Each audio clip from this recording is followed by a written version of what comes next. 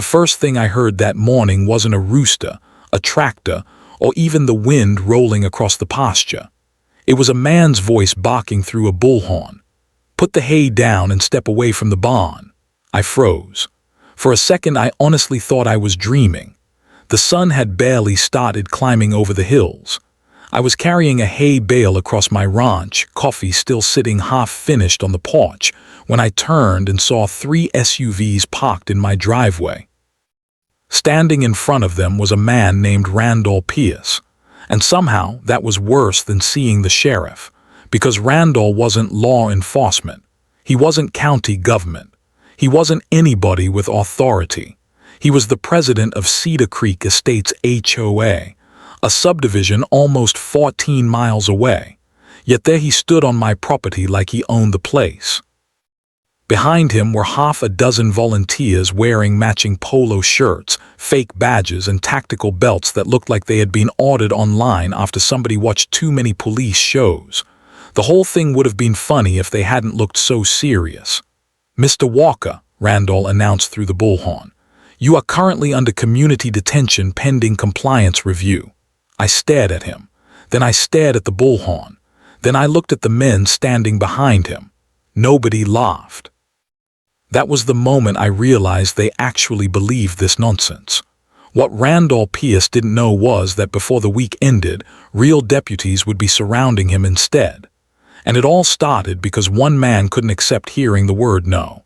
"My name is Ethan Walker. I'm 52 years old. I own 87 acres outside Dry Creek, Colorado. I raise cattle, fix fences, repair equipment, and spend most days talking to animals more than people. Exactly how I like it. You see, I didn't buy this ranch because it was beautiful. Truth is, when I first saw it, it looked half dead. Broken fencing, weathered barns, an old windmill that squealed every time the wind changed direction. Most people drove past it and saw a mess. I saw freedom. After 20 years living in neighborhoods where somebody always had an opinion about how tall your grass should be or what color your mailbox needed to be, freedom felt worth every penny. Nobody telling me what to do. Nobody measuring my property. Nobody sending violation notices because my truck sat in the driveway too long. Just land, silence, space. For 3 years, that's exactly what I had. Then Randall Pierce found me. The funny thing is, I ignored the warning signs. Looking back now, they were obvious. The first one arrived in my mailbox. A glossy brochure. Cedar Creek Estates. Building tomorrow's community today.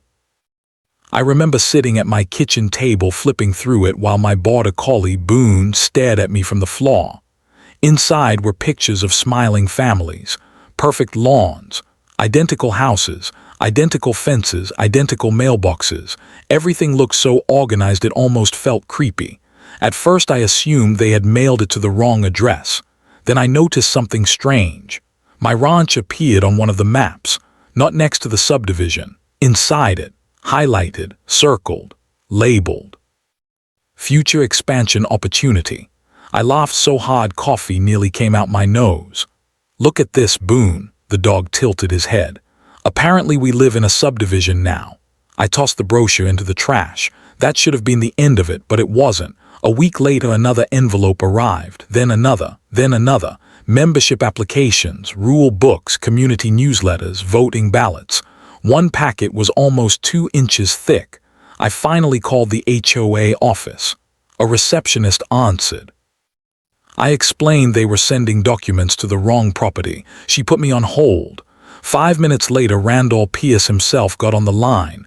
"Ethan Walker," he said cheerfully, "I've been hoping we'd speak." That should have worried me. Instead, I laughed. "Your people keep mailing me HOA paperwork. That's because you're part of our long-term community vision." I blinked. "My what?" "Our expansion district." I actually checked my phone to make sure I hadn't accidentally called a comedy radio station. "Randall, your subdivision is 14 miles away. Distance is relative." "No," I replied, "distance is actually pretty specific." There was silence, not angry silence, the dangerous kind, the kind where someone isn't used to being challenged. Finally, he said, "We'll discuss this in person." Then he hung up. 3 days later, I met him. I was repairing a cattle gate when a black SUV rolled up my dirt road. The vehicle looked so polished it reflected sunlight like a mirror. A man stepped out wearing loafers. Loafers, on a cattle ranch, that should tell you everything you need to know. Randall was tall, perfect haircut, expensive watch, smile that never reached his eyes, the kind of smile politicians practice in front of mirrors. He walked toward me carrying a leather binder. "Mr. Walker." "Randall." He looked around the property, the barn, the fencing, the cattle, the equipment. His expression tightened slightly, like someone smelling something unpleasant. "You've got tremendous potential here." I leaned against the gate. "I've got cattle." "Exactly." That answer somehow explained nothing. He opened the binder. Inside was a map. My property sat right in the middle, covered in colorful markings. "Our board has approved a regional preservation initiative." I already hated where this conversation was going. "Congratulations. We'd like your cooperation." "For what?" "Integration." I stared at him. He stared back. Neither of us moved. Finally, I laughed. Not because it was funny, because it was ridiculous. "Randall, you're talking about annexing private land. Community growth requires vision. Community growth requires ownership." His smile faded just a little. "We can offer benefits. Can you offer leaving me alone?" That hit harder than I expected. For the first time, his expression cracked, just for a second. Then the smile returned, polished, controlled, artificial. "You'll reconsider." "No, you haven't heard the proposal." "I don't need to." His jaw tightened. People like Randall aren't accustomed to hearing no, not real no, not final no. He closed the binder. "Non-compliance creates complications." I nodded toward my cattle. "So does standing behind a bull." He didn't appreciate the joke. When he finally left, dust followed his SUV down the road. I watched until he disappeared. Something about the encounter bothered me. Not because I thought he had authority. He didn't. Not because I thought he could force anything. He couldn't. What bothered me was how certain he seemed. Like he'd already convinced himself my property belonged to him. And men who believe their own fantasies can be dangerous. The next month proved exactly that. It started small. Cars parked outside my fence line. People taking photographs. Strangers measuring things from the road. One woman actually wrote notes while staring at my barn through binoculars. Then came the letters. Official violation notices. According to Cedar Creek Estates HOA, my livestock density exceeded acceptable community standards. My windmill created visual clutter. My barn color conflicted with neighborhood aesthetics. My cattle trailer negatively impacted property values.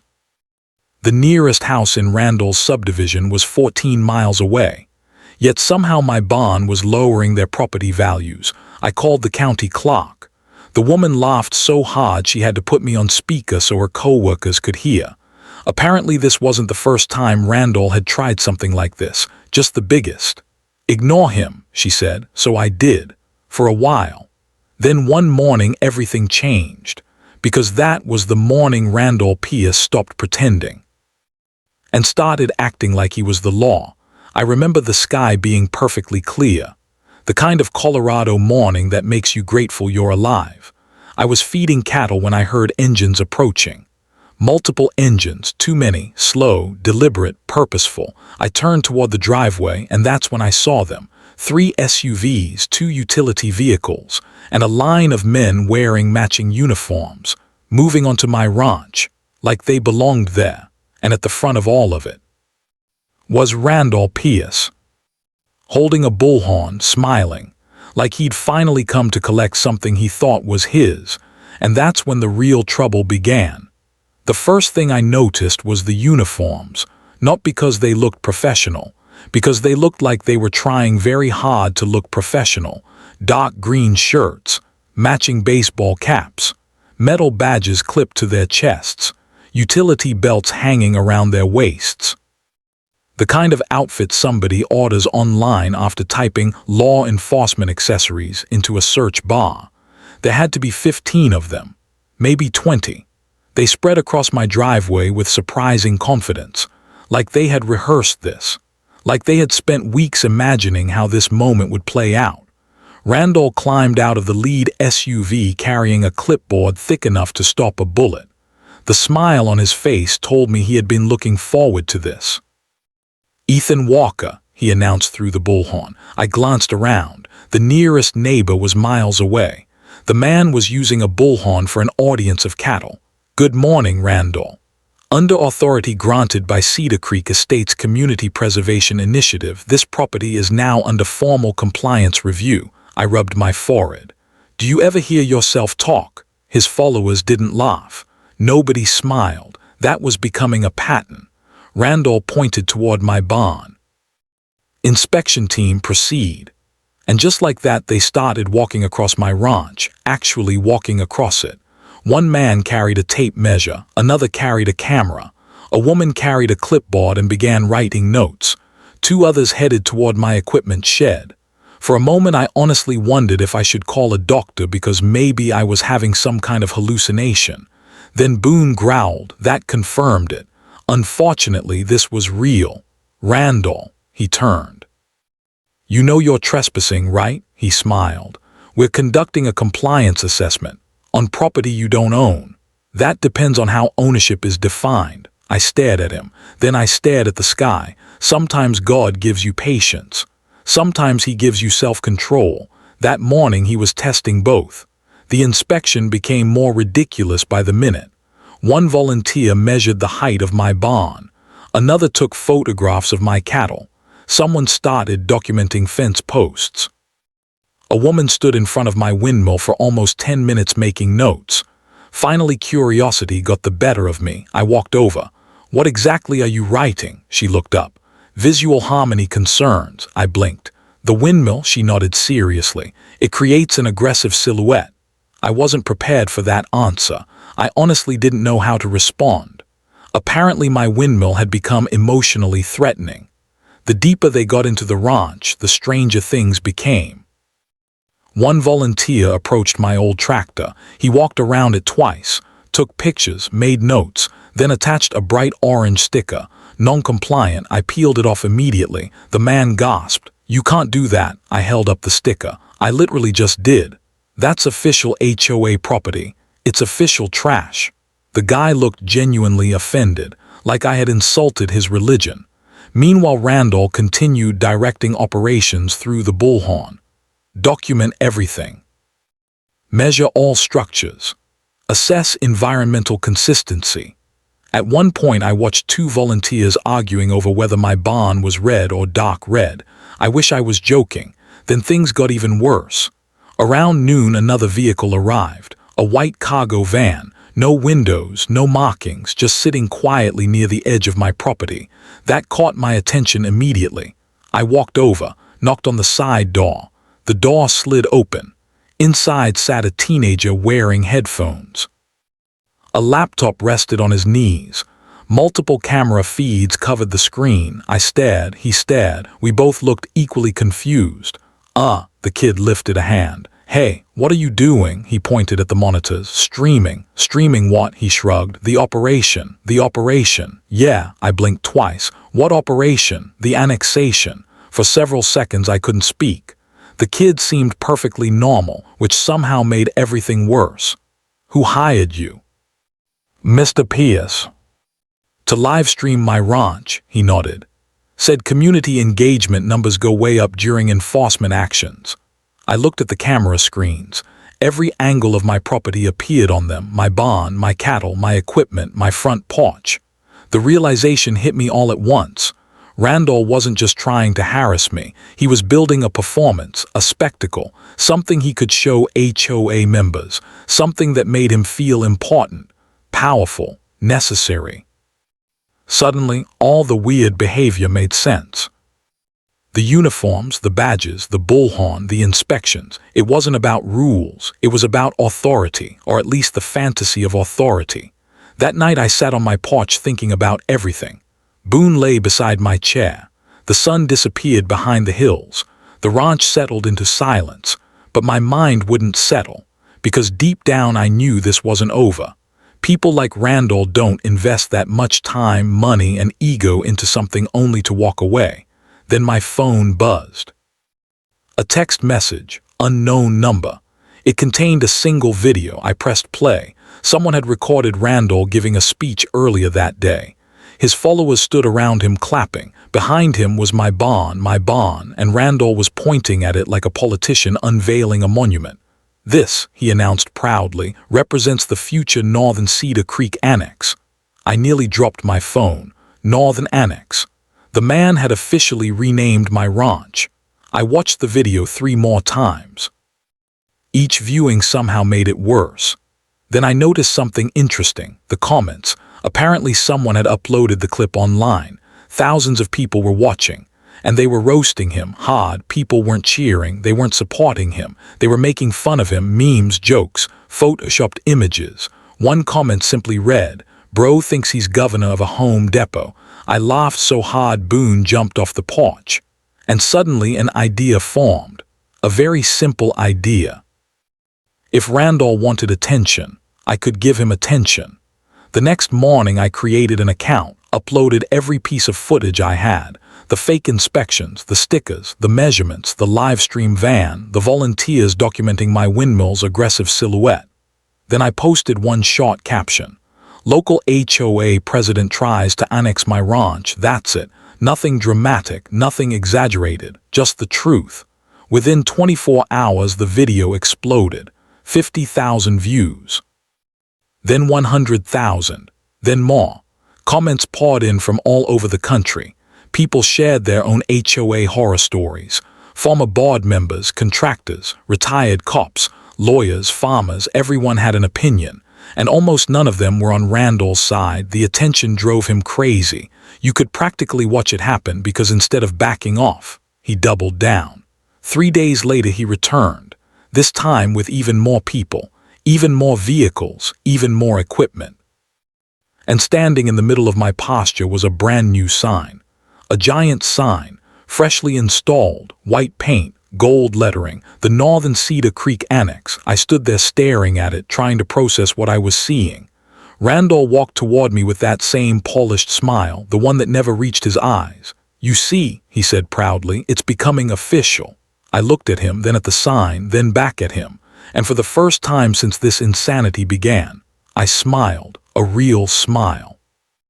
Because Randall thought he was winning. He thought the attention meant power. He thought people were rallying behind him. What he didn't know was that every ridiculous thing he did was creating evidence. Evidence the county was already collecting. Evidence the sheriff's office was already reviewing. Evidence that would soon turn his fantasy empire into a criminal investigation. The best part, Randall had no idea. Not yet, but somebody else did. Because that evening, just before sunset, a dusty pickup truck rolled into my driveway. Deputy Mason Reed stepped out, took one look at the giant annex sign, and laughed so hard he had to lean against his truck. Then he looked at me and said something that made the hair on the back of my neck stand up. "Ethan," his smile disappeared. "We need to talk." I knew immediately. This wasn't about HOA drama anymore. This had become something much bigger. Deputy Mason Reed wasn't a man who got rattled easily. I'd known him for years. He'd handled bar fights, livestock disputes, drug arrests, and one unforgettable situation involving a runaway alpaca and a stolen riding mower. But standing beside that ridiculous annex sign planted in my pasture, Mason looked genuinely concerned. "Ethan," he said quietly, "you need to hear this." We sat on my porch as the sun dipped below the hills. Boone stretched out beside us. The cattle grazed in the distance. For a moment everything looked peaceful, the kind of peaceful that makes trouble feel impossible. Then Mason opened a folder. That feeling disappeared fast. Inside were screenshots, emails, social media posts, private HOA messages.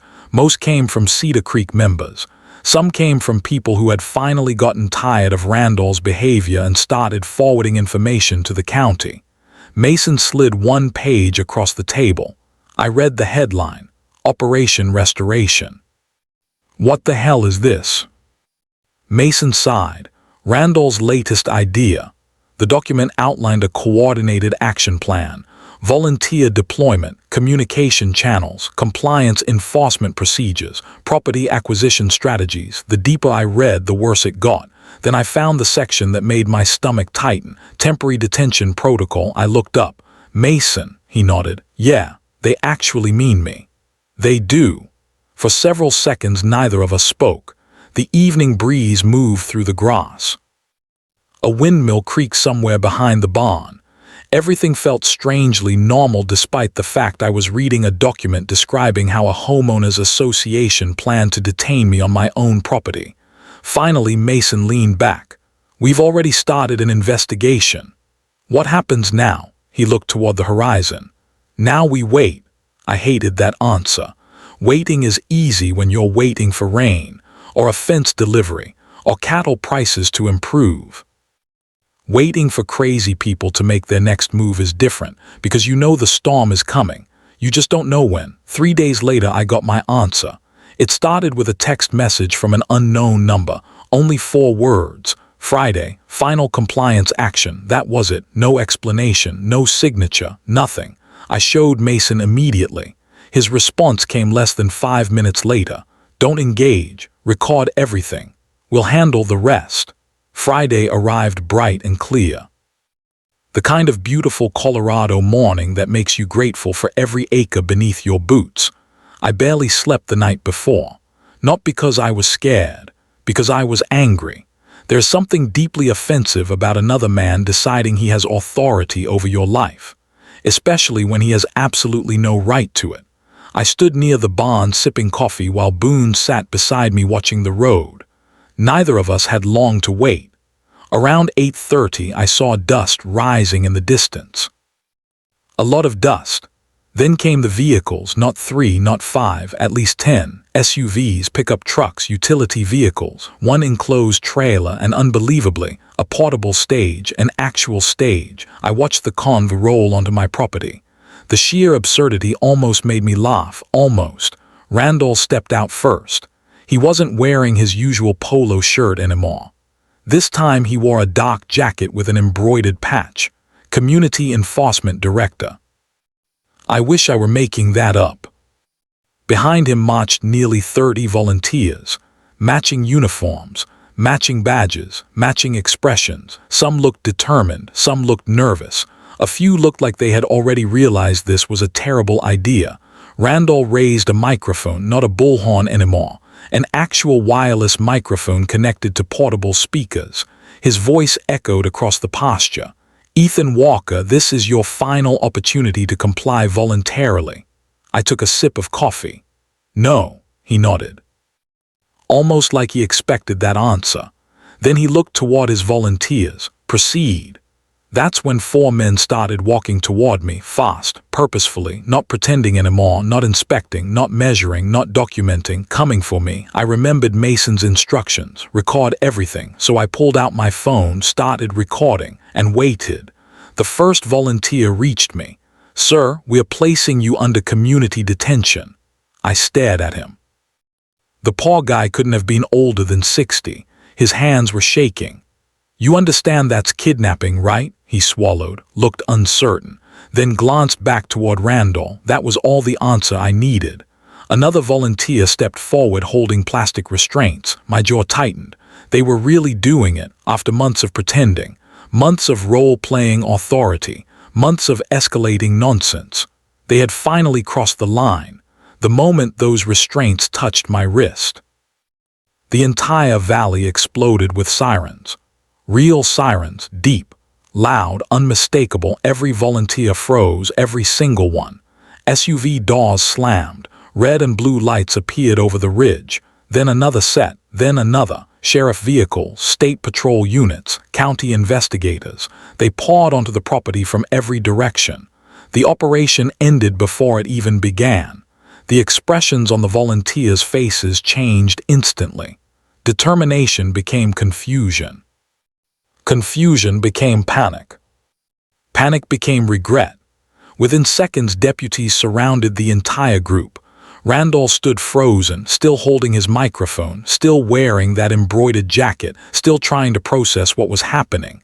Deputy Mason Reed stepped out of the lead vehicle, slowly, calmly, like a man who had been waiting a long time for this moment. "Morning, Randall," Randall swallowed. "This is a misunderstanding." Mason smiled. "No," he pointed toward my wrist. "That wasn't." The silence that followed felt enormous. One volunteer immediately raised both hands, another sat down in the grass. A third simply started crying. Nobody looked interested in protecting community standards anymore. Randall tried anyway. "This property falls within our expansion district." Mason laughed, actually laughed. The deputies around him laughed too. Even some of the volunteers looked embarrassed. "There is no expansion district. There is under HOA authority. There is under your imagination." That one hit hard. You could see it. Randall's face turned red, then pale, then red again. For months he had controlled every conversation, every meeting, every vote, every volunteer. Now none of that mattered, because fantasy authority disappears the moment real authority arrives. Deputies began collecting evidence. Badges, documents, communication records, the fake enforcement manuals, the detention plans, the radios, the uniforms, everything. Meanwhile, investigators opened the trailer. Inside sat boxes filled with printed notices, citation books, warning forms, and enough fake enforcement paperwork to start a small government. One investigator walked out holding a stack of documents. "You're gonna love this." Mason glanced over. "What is it?" The investigator grinned. "They wrote their own criminal code." Even I laughed at that. Then came the moment everybody remembers, the moment that went viral nationwide. Randall tried to leave. Not dramatically, not running, just slowly backing away while everyone was distracted. Mason spotted him immediately. "Where you headed?" Randall froze. For a second nobody moved, then Boone did. My border collie sprinted across the pasture and parked himself directly in front of Randall, not barking, not growling, just staring, blocking the path. The timing was so perfect the deputies started laughing. Randall looked down. Boone looked up. Nobody moved. Finally Mason walked over and placed a hand on Randall's shoulder. "Not today." The handcuffs clicked, and just like that, the empire ended. The investigation lasted months. The court hearings lasted even longer. Reporters came, lawyers came, former HOA members came, people testified about intimidation, harassment, false enforcement actions, property interference, threats. By the time everything finished, the picture was clear. Randall hadn't been protecting a community. He had been feeding an obsession. Somewhere along the way he stopped caring about rules, stopped caring about property rights, stopped caring about reality. What he loved was control, the feeling of telling people what to do, the feeling of being important, the feeling of power, and like most people who chase power too far, he eventually destroyed himself with it. The judge's ruling was devastating. Permanent injunctions, civil penalties, criminal charges, restrictions on HOA authority, mandatory oversight. Everything Randall spent years building collapsed in a single afternoon. The courtroom actually applauded. The judge threatened to clear the room.